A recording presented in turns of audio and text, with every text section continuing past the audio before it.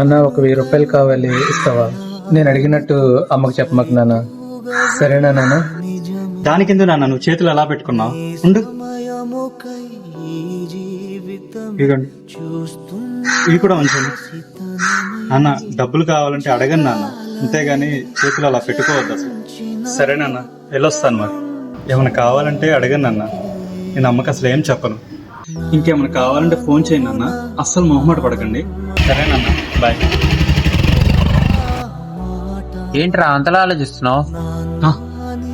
ఏం లేదురా, ఎప్పుడూ లేనిది నాన్న డబ్బులు అడిగారు, అదే ఆలోచిస్తున్నారా. ఇంతకు ముందు ఎప్పుడు నాన్న అలా అడగలేదురా. నాన్నకి డబ్బులు ఇవ్వటమే గాని నన్ను అడగటం ఇప్పుడు దాకా తెలియదురా. మైండ్ ఏం పని చేయట్లేదురా. సరేరా, వెళ్దాం పద.